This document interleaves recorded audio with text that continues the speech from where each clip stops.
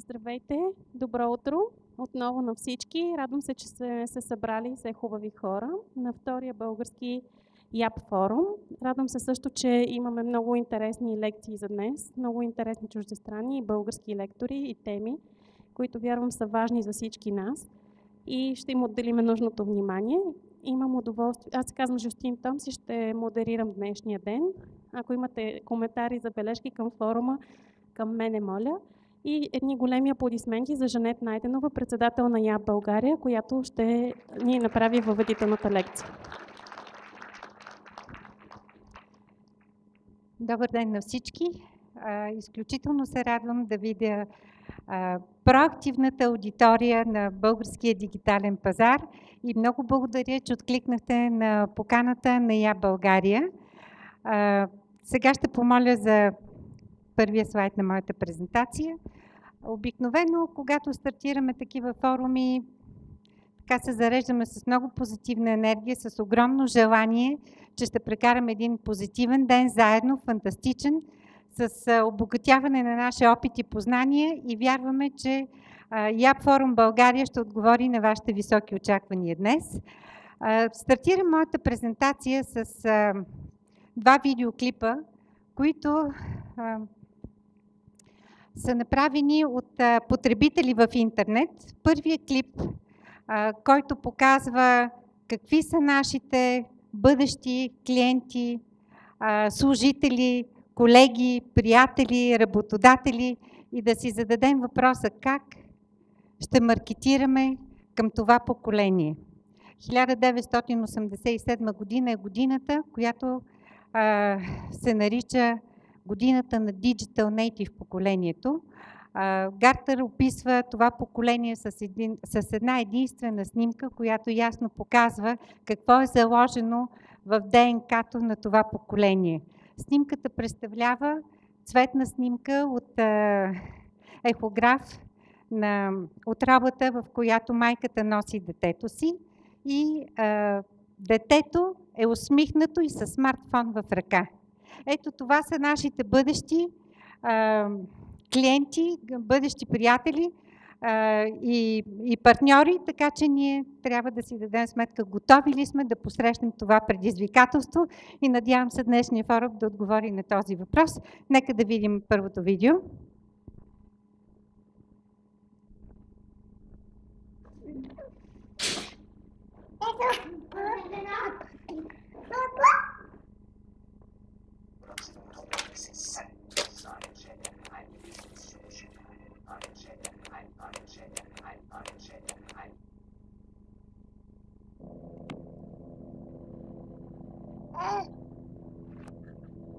Не работи.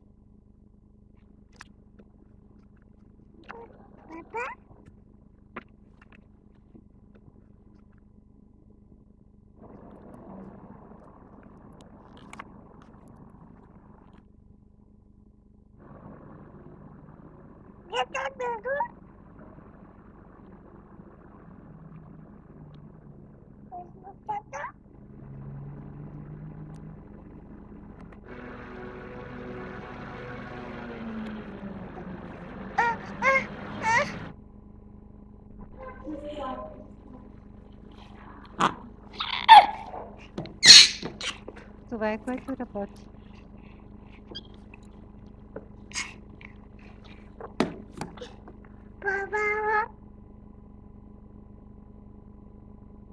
Готови ли сме за това предизвикателство?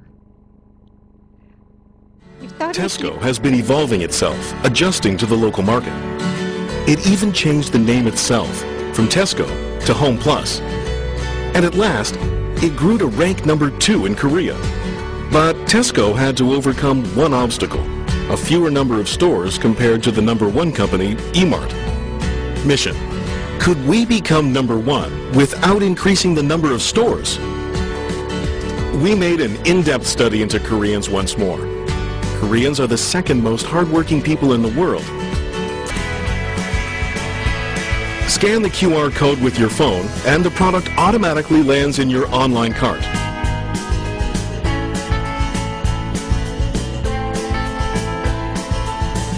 When the online purchase is done, It will be delivered to your door right after you get home.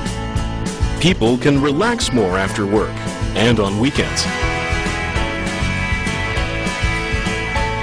실제로 보면서 사니까 진짜 더 좋은 것 같아요. 편하기도 하고.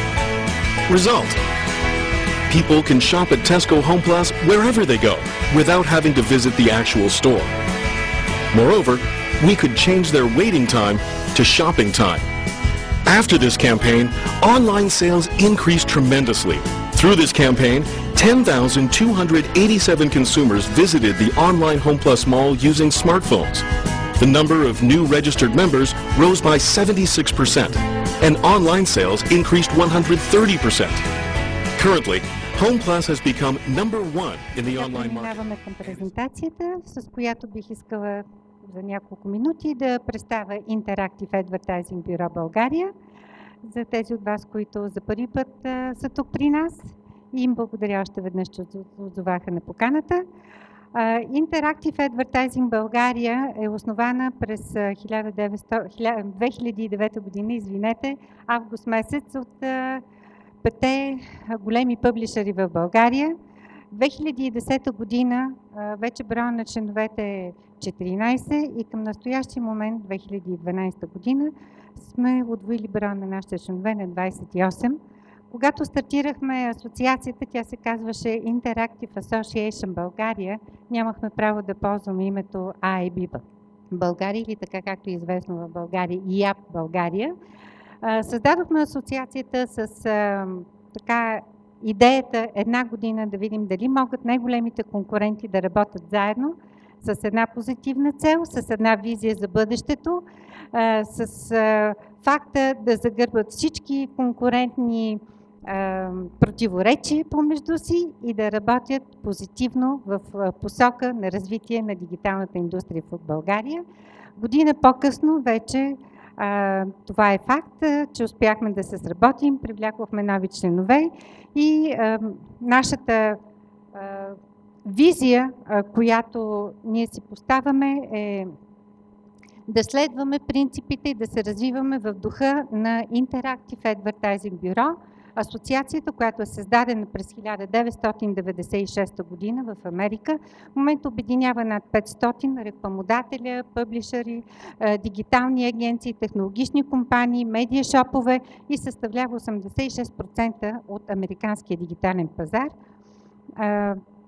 Гласът на дигиталната индустрия в България, това е нашия слоган, и форумът, който е за втора поредна година. Слоганът на форумът ни е форумът на българската дигитална индустрия. Визията на IAB България е да се посветим на ускореното развитие на интерактивната индустрия в България с сърце, дух, енергия, много страст и много желание да водим асоциацията напред, всички заедно. Малък технически проблем, да случват се такива неща, когато сме наживо. Мисията ни е да популяризираме предимствата и възможностите на интерактивния маркетинг и да спомагаме за ускореното развитие на дигиталната индустрия в България. 3 основни цели си поставихме, когато учредихме асоциацията, в 3 основни направления. Първото е да подпомагаме растежа и развитието на интерактивния маркетинг и реклама в България, да спомагаме за увеличаване дела на интерактивния маркетинг и реклама в общите маркетинг бюджети и, разбира се, да генерираме бизнес за нашите членове, да защитаваме постигнатото и да лобираме за техните интереси. Основни 5 приоритета на работа на IAB България. Първи приоритет – да популяризираме, обучаваме в ползите и възможностите на интерактивния маркетинг всички на този пазар, защото заедно го изграждаме и от нас зависи колко бързо ще се развием. Да споделяме добрите практики в България и в света, да създаваме и утвърждаваме критерии за единна измеримост на интерактивния маркетинг и реклама и професионални етични стандарти. От всички асоциации в Европа, IAB България беше първата, която създаде свой писмен етичен кодекс. Миналата година господин Жаглов представи кодекса пред аудиторията на IAB Форум България 2001. Разбира се, да извършваме проучвания, Днес ще чуете първи резултатите от второто поредно проучване на интерактивния пазар от Лазар Малаков. Най-топли и горещи данни. В книжката "Паспорт на българската дигитална индустрия" във вашите материали ще имате и резултатите от това проучване, които ще, разбира се, споделяме с вас. И пети основен приоритет, това е да подпомагаме обучението на кадрите. Нещо, без което тази индустрия, нашата индустрия, дигиталния маркетинг не би се развивал с темповете, с които ние имаме потенциал да се развиваме.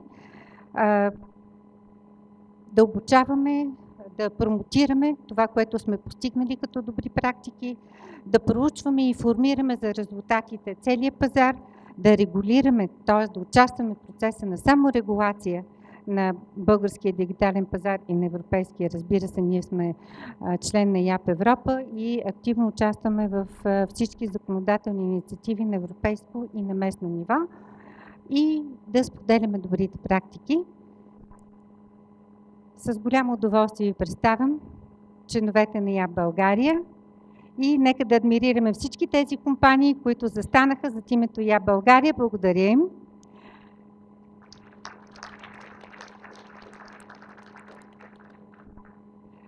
Това, което адмирирам към вас и бих искала днешния форум още повече да ви мотивира да се присъедините към общността на дигиталния маркетинг в България, ЯП България, и всички заедно да работим за ускореното развитие на този пазар. ЯП България е член на ЯП Европа от 2010 година и 2011 година успяхме да подпишем лицензно споразумение с ЯП Щатите, да представляваме Interactive Advertising Bureau в България, с което наистина сме много горди и всички ние тук в залата и тези, които не успяха да дойдат, имаме принос към това признание от Interactive Advertising Bureau. Присъединете се към нас с удоволствие, заедно, с много въодушевление и с голяма енергия, позитивна и много страст ще работим всички заедно. Контактите на ЯП България са на всички материали, които имате днес. И ви благодаря още веднъж, че откликнахте на нашата покана. И днес ще бъде един фантастичен ден. Заразете се с позитивна енергия и ние сме на разположение целия ден с вас и за вас. Благодаря ви.